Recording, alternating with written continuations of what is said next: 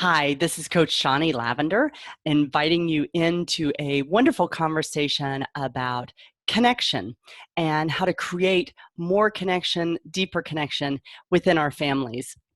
And specifically, the purpose, besides the fact that connection in and of itself is a wonderful feeling that it gives us when we're connected to others, connection is really at the root of a lot of the things that we also value in family life.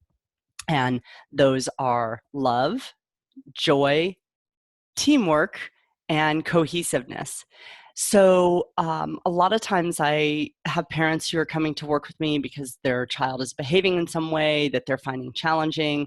They're experiencing things that are common in family life, whether that's resistance or tantrums or meltdowns, things like that, where they're like, what's the tool? What can I do? And while there are things you can do directly for those parenting challenges, one of the things that we often forget is that connection in and of itself is one of the things we can do, one of the things we can build. And so I wanted to share some ideas about connection with you today, and then again, some specific tools. So first, let me talk about connection, because that's it could be a vague word, right? Well, what does she mean? What does that look like? Well, connection, what I'm talking about, is that sense that we have that we are really in this together, in this day, in this moment, in this life. It just is that sense that you've all felt, we've all been there. It's really about being in the flow, and it's like, wow, yeah, I'm with them, they're with me, we know each other, we feel safe. It's really this intimacy at its deepest level. And so connection, though, some of the things that you may or may not think about or know about, I want to share now. Connection includes trust. Okay, so I think trust goes along with connection. And it's something that is built over time. Now, sometimes we will feel a real kinship with somebody, or a real spark, or that instant type of connection. However, that real vulnerability, that real intimacy is something that takes time to build. Now, it is something that this is a thing that parents sometimes get into. It's like, oh, I just want the things that are going to be fast with my kids. If I to play with them rather than just telling them to get on their shoes, it's going to take a lot longer and all this. So that's a myth that we have about connection as well. It's like, oh, it takes hours and years and days. Well, at some level, there's some truth there. However, we can really, when we're focused and not distracted and fully present, we can have deep connection even in small amounts of time or small increments. So don't let a full life or a busy schedule be something that you say is keeping you from connection. That's simply not true. It's something you do need to attend to, but you can do a connecting ritual in 3 minutes. Doesn't have to take a long time. The second thing I want to say about connection is that, and this is part of why I want to share some self-connection rituals, is that deepest connection really happens when we are connected to ourselves first. So it's almost as if you're not connected to yourself and you're attempting to connect with somebody else, you're not really bringing yourself forward. It's almost as if maybe you're like a shadow of yourself, or a hologram of you. And so you're not really there to connect with the other person. So our deepest connection is going to happen when we really feel connected to ourselves. And also, I would say that there's some truth about when we're connected to spirit, whether you call that God, life, energy, the universe, but that sense of, again, we have this sense of being unified, whole, real, grounded, present. So play with that as well. But there are varying levels of a connection. So I'm not saying that we're always going to have this deep, deep level of intimacy. Sometimes we're going to have, oh, it's like, oh, we're settled in, we're together, and it feels good and connected and nurturing, and yet it's not the deepest level of connection we've ever felt. That's fine. It's not about judging it. It's just know that there are variations and gradations of the levels of connection that we can feel. Now, here's one that may be a little bit tricky, is this idea that connection, this being together, this unification, includes disconnection. We tend to have sort of diametrical thinking, right? We said, or polar thinking. It's either black or white, it's up or down, it's day or night. And so we want to see them as two separate things. In essence, though, they coexist, because you can't have day without night. You can't have dark without light. You can't have up without down. So for one to exist, by definition, the other has to exist as well. So I mention that because I know for me personally, and I hear this with clients, those times when we feel disconnected from our partners, or we feel disconnected from our children, or they seem disconnected from us, those can feel incredibly painful and really uncomfortable for us to be in. And so I notice that, again, we can sort of want to rush to, well, I want to feel connected. I want to feel connected again. And I totally get that, because again, I'm saying this happens for me as well. I want to invite us, rather than pushing away or trying to escape those moments of disconnection, to recognize them, to go, oh yeah, that's where I'm feeling. That's what I'm feeling right now. I'm not feeling incredibly connected. Or I'm sensing that my spouse isn't feeling connected to me. To recognize it, we can acknowledge it. And yet, rather than running from it or saying, I've got to fix it or make it better, to recognize that, yeah, that's part of it. It's awakening us, like, oh yeah, this isn't where I want to be. So how can I be moving back towards this more connected state? So rather than something, again, to escape from or fix, that it's like, oh, that's where we're at right now. How can we shift it? And that may seem like semantics, and yet I invite you to play with that and experiment if that helps you soften in. Because the other thing I didn't actually write down about connection is it has a paradox to it as well, that sometimes when we're wanting connection, if we are needy about it, like, I have to connect with you right now, it's like, oh, we're seeking something out here. And when we seek too hard, sometimes on the other side, that puts a little distance there, like, ooh, too much. Let me come into it. So softening into it often is like opening the gate to it as well. It's like, oh, this is what I'm wanting, and I don't need it. I'm not have to have it. And yet it's something I clearly want. That is like this openness, this invitation. I mean, I even feel it in my body. I'm doing it as I sit here to talk about it. It's like, yeah, it's like, hi, I'm here. I'm ready to connect. And, then you see what happens. Okay. So 2 more things about connection that I want to share is our state of connection often shows up in our behaviors. So those of you who've watched my other videos or worked with me know that behavior is communication. So when our children are doing things that we're like, oh, I wish they wouldn't do that, it's like, okay, yes, and what is that behavior communicating? What might they be attempting to communicate through that behavior? So I'm going to share just a couple of examples and see if these make sense to you. So some examples of behavior that may come up when we are disconnected from ourself or from spirit may be distractedness, maybe feelings of sadness. That's not a behavior, that's a feeling though internally. Boredom, or just this, there's nothing, that could be that whininess, complaining, that sense of like, I don't care, whatever. So that kind of behavior, that just like, that can be a signal that we're disconnected from ourselves or from spirit.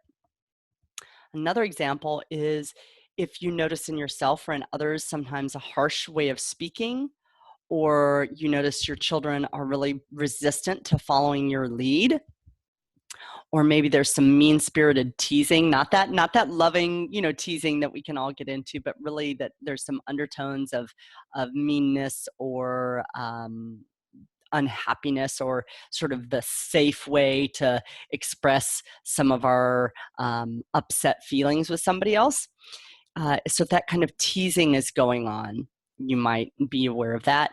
Or competitiveness, even if there's this hyper competitiveness, it's like that can be disconnection from self. But those other things also can be like disconnection from others. It's like when we are behaving in ways that seem to symbolize a dislike, a disrespect, and not enjoying somebody else's company, that there's often a disconnection from that other person or those other people underneath that. So final point about connection that I want to make, and then I'm going to get into the rituals, is connection doesn't stay constant. So again, we can get into this place of, especially as parents, we can want our children to always be happy, or we want bedtime to always be smooth. It's okay to want all that, right? That's human nature, right? However, same thing with connection. It's like, oh, I want it to always be there. Good luck. It's not. Now, maybe when, a few more generations and we evolve even further, maybe we will find that connection is our natural state all the time. And yet, I think it will help you now, and it certainly helps me to think of it as something that's flowing. It's ebbing and flowing. So again, that's not something bad. It's not meaning something is wrong. It may be that you want more connection, and yet to hold that as, oh, I'm craving more of this, versus, oh, it's a sign that something is wrong, must be fixed. So yeah, we're going to be connected, then we're going to be disconnected. We're going to want to reconnect and to be connected again, and then we're going to get disconnected. And so it is this on and off process. And so I want to talk now about what are some of those things that you can do to connect, to reconnect, or to deepen your connection. Okay? So the rituals that I want to share today, I'm going to start with ritual for connecting to ourselves, because as I said earlier, to have your deepest level of connection with others, you got to bring yourself, and to bring yourself, you need to be connected with yourself. So this process that I'm going to briefly explain, I learned in a program, I guess 20 years ago. 19 years ago. I know y'all thought I was 20, but I'm not. 46. So this program at the time was called something different. Now it's called More to Life. And this was a process for connecting with ourselves and some other things. But in that program, More to Life, it's called the mirror process. And you do it with a mirror. So that's a handy way to remember it. And you can do a lot of different variations on it. And I would say experiment and see what feels good for you. The way I tend to use it is, or tend to, and when I use it, when I notice that I am feeling out of sorts with others, I know for me that means that there's some out of sortsness with myself. So I tend to do it at those times. When I realize I've been really demanding or driven with myself, I'm a recovering perfectionist and people pleaser. And so when I notice I'm getting into that space and striving and trying, I do it. Sometimes when I've been really busy with work and or life, it's like, oh, I've just been going so much that I have the sense of having lost myself somewhere in the process. So those are some of the times that I tend to do the mirror process. And to me, the two main elements of it, or really the first, there is one main element that I would say, make sure you do this part, even if you do nothing else. So it's with a mirror. So you've got a mirror in front of you. I won't put a mirror in front of me here because then you couldn't see me. But so you're looking in a mirror and you just need to be able to see your face. So you've got your mirror there in front of you. And what you do at first is you simply breathe. Hey, you're going to do that anyway, right? So just breathe and look yourself in the eyes. So it's as if you're connecting just like you would do with another person. You're giving that eye to eye contact. And this is to me the fundamental element, because what you're doing is that you are really seeing this human being that's there. In this case, it happens to be you, but hey, there is a human being in front of me. And what happens often when we're looking in our eyes and we're taking that time to breathe and just be present with ourselves is we go through a lot of emotions, so we might have some nervous smiles or nervous laughter, titter and giggle. And yet there's often also some tears that come up. It's like, when was the last time you really looked at yourself? Not critical, like, oh, look at that spot there, or oh, I have too much this, or not that kind of looking at ourselves. We do plenty of that, but really looked at yourself and looked at yourself, which we know the eyes are the window to the soul, and that is where we reside. And so to me, that's that fundamental element. It's like, oh, yeah, I'm connecting with you, which happens to be yourself. But again, it's like, I'm connecting. So to me, if you do nothing else, set a timer before you do it, set it for like 3 minutes or 5 minutes. Again, it doesn't have to take long, and simply gaze at yourself and be with yourself.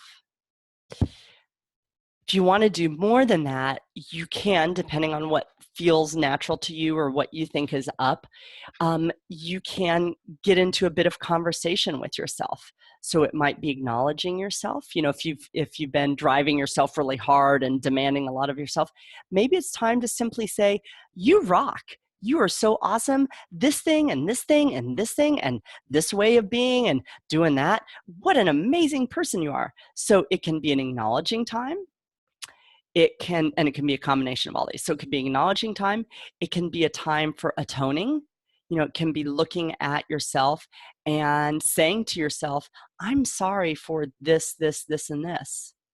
I do that one. So like, again, when I've been driving myself really hard, and not realizing that I've been holding some demands over myself, like I should always be the best mom and I should always have my act together, blah, blah, blah, blah, whatever, blah, blah, blah. But I do that, as we all do. And so if I've been really self-critical, sometimes that's what I'm going to do in my mirror process. I'm going to look at myself and apologize and say, I know you're doing the best you know how. And I'm sorry that I haven't been appreciating that, or I'm sorry that I haven't acknowledged that, or I'm sorry I haven't asked for more help right now for you. Anything that feels up for you. So you don't need me to guide you through this. That could be helpful, but, trust yourself and like, what is it that you need to hear right now? And have that conversation with yourself. So that's that mirror process with yourself. That's self-connection. It's one of my favorites. Get yourself some tissues. You don't need to, let the snot run down your face, your tears run. You don't need to do that while you're doing it, but have it for afterwards, because chances are you're going to feel some big emotions. So do that for yourself. It's one of the best things you can do for yourself. Better even than a massage, I'm telling you. Okay. Second thing, this is with a partner or a child. It's similar to the mirror process with yourself, and it is eye contact mainly. So it's that visual thing again. And then there's that close proximity. So if you're doing it with a partner, you can maybe sit knee to knee or just sit really close to each other. Same thing with your child. You're not necessarily want to be hands on each other, because it's still about being in your own space and yet also connected. And so with this one, what you do is very similar to the process with yourself. Your main objective is to have that eye contact, that steady. It's not a staring contest. It's not this. It is, and sometimes your party is going to want to look away potentially, but it is that reconnecting to that other human being, because we all get into our stuff and our relationships where we're not really seeing our partners as they are. We're seeing that husband who doesn't help out with the laundry enough, or that wife who doesn't, want to have sex enough, whatever is going on. We often are relating to each other out of some of our wounded places and our places that were, sort of sticky and we're not enjoying. So this connection is about remembering, oh my gosh, there's another human being over there who has their own hurt places, who has their own strengths, who has their own weaknesses. It's not about pity, but it's really about like, oh yeah, that's another really vulnerable human being over there. And so it is that same kind of sense of reappreciating who this other person is and remembering who this other person is. Because I'm guarantee you, in most of our day-to-day life, we act as if we have forgotten who that other person is, because that's life. We get busy and we get into our doing and our stuff, and we get grumpy with each other and so on and so forth. So this is really about taking that time out to say, you know what, let's remember who we are and us. So your focus is on them, their focus is on you.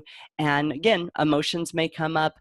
It's simply about being there, being present. Now, you can use some words with this one too. My husband and I use this at the beginning of our meetings that we have with each other, where we follow it with acknowledging each other. We follow it with anything that's been unsaid that we now are like, yeah, I do want to talk about that. So you can do something along with it. But again, at its most basic, it's that eye contact, it's that connection, it's that remembering, oh yeah, I see you. I see you, other spirit in human form. Okay, second one you can do with your partner is, I call it the extended hug. And this is where, again, a lot of us, not all of you, some of you may already be doing this, but many of us are, peck on the cheek for our spouse, or, quick hug when we see each other. Again, where lives are full and we tend to sort of race by each other oftentimes. So this extended hug is literally just what it sounds like. So you're embracing your partner, and you're belly to belly. So this is not an A-frame hug where you're connected at the top and your bodies are far apart, right? It's not like that. It's like this. I gotta move those other fingers. It's like that. No, that's not a sexual position. I guess it could be, but it's not what it's meant to be here.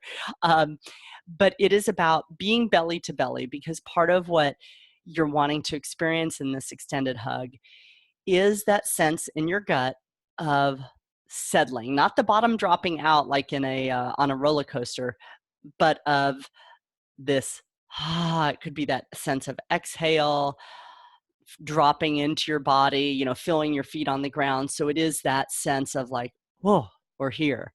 And you'll feel that. So it may take you 30 seconds, it may take you a minute, but literally, and it's going to be weird sometimes. You'll be like, oh, okay, here we are hugging. But, it's just like, just be there, be there, be there. You just felt it. Your partner just felt it. It may be synchronous, it may not, but that's not the point. It's just like, give yourself time to really feel that gut saying, we're here. I'm here. You're here. Whew.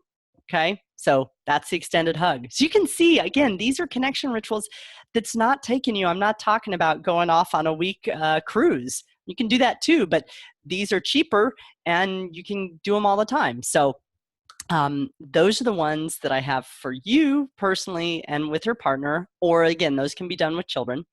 Now I'm going to focus on, I've got three child-centered ones. But again, you can do these with anybody or mix them and match them. So one of the child ones is holding your child and then doing some rocking or swaying. So if you're standing up, maybe you're swaying your hips or you're swaying your whole body. If you're seated, maybe you're rocking back and forth. It's a rhythm. It's got that heartbeat rhythm to it. Boom, boom, boom, boom, boom, boom. Because we know, of course, we all, no matter if you have adopted children, like I'm an adopted child, if you adopted your children, if you gave birth to them, however they came into your life, they were in a womb at one point. And so they learned very early this. This is, the rhythm of life for all human beings. And so it is mimicking that in our day-to-day. And now I want to just keep doing feels good. You just do it with yourself. Now I decided this is a process you can do with yourself. But this one and I'm going to say something about all of them. You can see there's a lot of nonverbalness about these processes, in part because we're talking about the limbic part of our brain, which is not highly verbal. It is a feeling, it's a sensory part of our brain. And so these don't need, they can have some words, but they don't need words to work.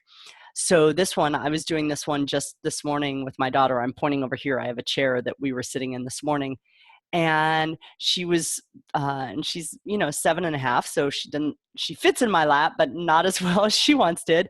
And I had my arm around her, and she was naked, and I had my sort of chin on her head, and we just rocked. That's all we did, and it was lovely. It was like so juicy. It was just an amazing way to start our morning. And so it's that sense of like, yeah, we're here, this is the world. There's nothing else that exists. It's just this is the universe right now. This is our world. So take that time to do that physical connection, and again, but put that rhythmic heartbeat type sway into it. Again, that will remind both of your bodies from a deep sense of like, oh yeah, that's what it meant to be held and to be safe and secure, because that's the womb was our original place of safety and security. It was our haven. Um, so that's one for with your kids. A second one with your kids, I call 1,000 kisses of love. And you can do it several different ways, but I like to do it sometimes saying, I love you here, and then kiss the body part, and it's a smoochy. It's like, you can do one kiss, you can do 5 kisses. It's silly, but it is that. It's like, connecting. So it's got that physical, that tactile sensation about it, but it's also, it can have some words like I love you here, I love you there, or you can just do the kisses. If you don't want to say anything, you can just do kisses. And so, but I like it where it is all over the body. So you can do like kiss them from head to toe, top of the head, forehead, kiss both their eyes. And especially if you kiss some quote weird places, like you kiss their eyelid, you know, it's sort of cool because it's like, oh, that's different. And so it's like this thing, especially young kids, they sort of like that part of it too. It's like, oh, that silly mom just kissed my eyelid or kissed my elbow, and she only normally does that when I've scraped my elbow. So it has a playfulness and a fun. And again, from the part of us that is our animal part, right?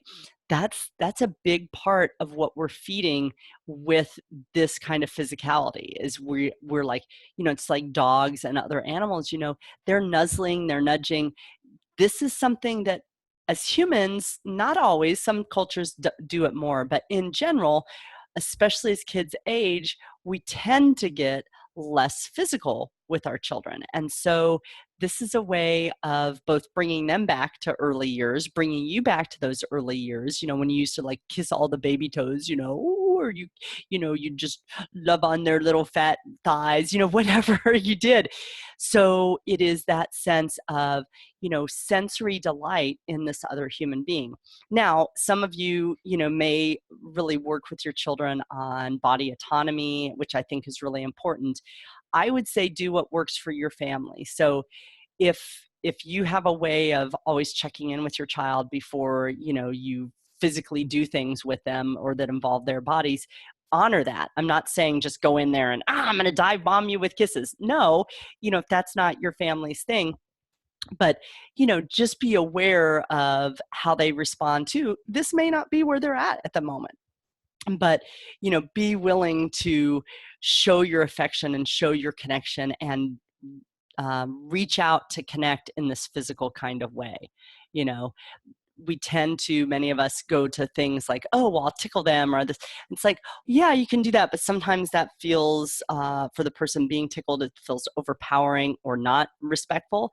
So this can be a way, surprisingly, that it's like, oh yeah, that I like that, and you can start with extremities, kiss their wrist, kiss their elbow.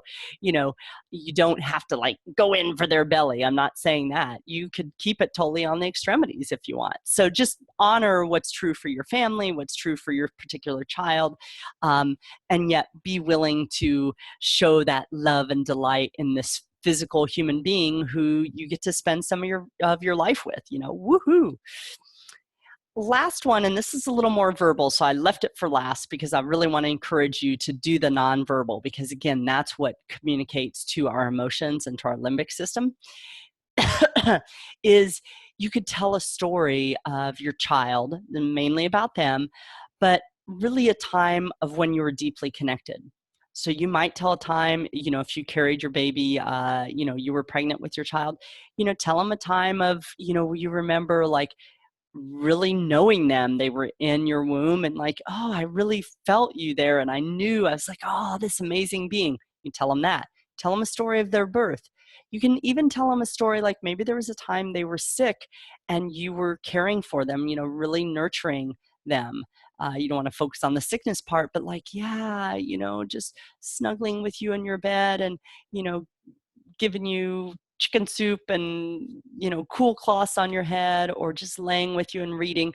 So I don't like this one as much, again, because there's tends to be a lot of verbalness about it since you're telling a story.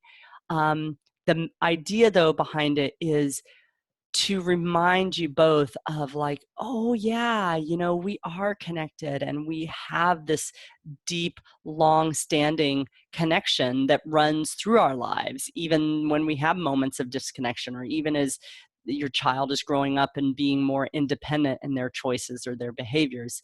It's like, oh yeah, we still have this really primal togetherness that we've shared. So it can be a fun one to do as well. So final thing I want to close with is I want to share a few times that you can do these rituals. And then if you have questions, you can pop in some questions. But um, one time is at waking and drifting into sleep. Those are times where, just from a brain state, our brain is starting to let go of its active consciousness in the world. We're always going to have, our brain doesn't turn off, right? But our consciousness, our awareness of our being is significantly changed in sleep. So in the waking, that can be, it's that edge of coming back into, oh, I'm here, I'm on, I'm online. So there's that edge, that cusp of sleep. And then the same on the other side is drifting into sleep, that letting go of being here. So those can be some really sweet, tender times for like, oh yeah, settling into that connected place and letting go of our mind, but staying connected with our bodies and our spirits. So I love those two times of day. Also tends to be a time where usually we're less distracted as the adults. And it's usually a time that many of us in our day-to-day lives, even when they're busy, that we tend to be most willing to carve out some time, usually especially in the going to sleep end, but also in the mornings too. So that's one time you can use it. Um, Also, this I learned originally from one of my coaches, Carrie Conti, and she used it from Stan Tatkin, who is a clinician, a therapist, author, teacher. And it's about this idea of launchings and landings. And this means as people, as human beings, or people in our family, we are going through this process that I've talked about before of launching away from each other. So here we are, we're together at home, we're doing our family thing, and now it's time for child to go to school and us for go to work, or whoever's going where, but we're launching apart from each other. So we are experiencing that disconnection. And then at the end of the day, or at a certain point in the day, we come back together and we land back into our shared time. And so that's a chance to build that connection back. So again, those are really wonderful times to practice these rituals. So it's acknowledging, hey, we're getting ready to go into our separate worlds and our separate experiences. So like, it's sort of cementing that connection. It's like, oh yeah, we're still connected even though we're apart. And then when we come back together for those landings, it is about, especially with young children, it is that reminder of like, yeah, we're together now again. They've been attached to their teacher during the day and they've been focused on their experiences. And so we want to help them make the shift back to us and back to following our lead and back to being in connection with us. And of course, we've been away from them, focused on our thing. And so it's a nice way to remind ourselves, yes, here's where I am now. I can let that part of my day go. I'm back with partner or back with children. So that's another time you can do it. A third time is when there are big emotions coming up. So if your child, I'll share an example here in a minute. If your child is really struggling with something, they're mad, sad, frustrated, worried, we often, many of us, especially if we're talkers like me, we're trying to help them and we want to fix it, we want to make it better. And this connection can simply be like, that's that solidness, that's that building those 4 S's, helping them feel safe, seen, secure, and soothed. This is a great time to use it. So the example I have is a few weeks ago, I was making muffins and with my daughter, and I mean, I was primarily making them, but she was there, and I poured nuts into them. Well, she has a very good friend who has a nut allergy, and so my daughter starts screaming. She's really upset that I put nuts in it. Can't really take them out. I mean, I could take them out, but they still would then be, contaminated by the nuts, right? And I didn't know. I was making them mainly for our family, and so, but obviously I could see she was really upset. And one of the things I've learned through trial and error with my daughter is that when she's really upset and I'm wanting to provide some soothing, if I come in too soon with the soothing, she's not ready and she tends to push back. So I gave her a minute, and I just empathized with her non-verbally. I was like, mostly I did a couple, I'm sorry. It's like, yeah, I didn't mean to, screw up the muffins. That was true. And so I did that, but mostly just was quiet. Then I said to her, can I hold you? And she's like, yeah. And so she stood up. I held her. We held her on my hip, sort of old baby style. And then we went over and sat in a chair and I did a little rocking with her and just held her. So again, at big emotions, these connection rituals are really helpful, helps settle the nervous system of our children, can help us settle down too. And so it's another good time to practice using them. Another time is when behaviors, like I said, behaviors can indicate whether we're feeling more connected or more disconnected. So when behaviors are showing up that like, okay, these behaviors seem to be saying we feel more disconnected, or things are happening that you're just having the sense of feels like we're drifting apart. That can be a great time to, again, not from a pushy, I have to get reconnected, I don't want us to drift and, get lost at sea. It's not that. It's like, oh, I feel us drifting, is this an opportunity for us now to come back together a little bit? Maybe, maybe not, but that can be a signal like, yeah, let me try one of those connection rituals. And then the final one I want to share is before you have any, I wrote down in my notes, big talks. Those big talks that we have. But like maybe there's something, something that's been coming up in family life that hasn't been working really well. Or maybe you have a big announcement, you're getting divorced or you're having a baby or, you're getting a new job, those kind of things. And it doesn't have to be that huge, but something that's more serious. This can be a nice way to, again, let's bring us all together, feeling really connected, cohesive, in partnership, that we're all like, yeah, we're here, it's going to be fine type of feeling. The caveat I will say is please don't use it exclusively for that, because then it tends to have a manipulative feel like, oh, let's feel lovey-dovey and now I'm breaking it to you. It's like, no, that's not going to feel good. But if that was the only pattern. So use it sparingly there, but again, it's a nice way to like, okay, we're strengthening. Now there's something to talk about, or there's something, like, oh, okay, if that's going to help, or if that's going to make it easy for people to feel a bit wobbly, it's nice to feel strong and connected before you do that. So that is what I have to say about connection, about rituals for connection, about what they are, about how to use them, about when to use them. And I want to simply leave you with the invitation to use them, to play with these. And if you have other ones that you have used successfully and that really work for you and help you and your children feel connected, or you and your partners, or you feel connected to you or spirit, these were by no means all. I just, I don't want to be here all day talking on video. So I wanted to share a variety of them, but feel free if you want to share some of your own. I love to hear those as well. I'm always looking for more rituals for myself. So, but please do experiment with these, because like I said, for me personally, and I notice in my clients and others, is when we do these, this is about experiencing more of that present moment joy, love, togetherness, teamwork that I don't know about you, I'm pretty sure, but I'm not going to assume. I know for me, that is a big part of what makes my life glorious.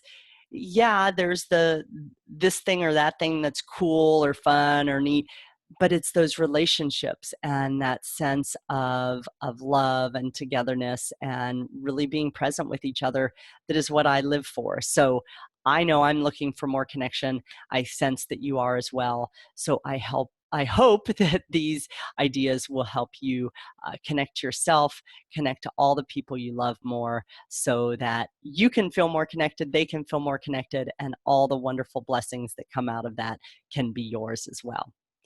Thank you for spending this time with me. I am Shonnie Lavender, the Conscious Moms Coach. You can find me here most Thursdays on Facebook. You can subscribe to my YouTube channel. You can join my Conscious Moms Circle on Facebook. You can book a session with me, do lots of different things. Follow me on Instagram. So if you're on a conscious parenting journey, I'd love to connect with you. Thanks so much. Have a great day.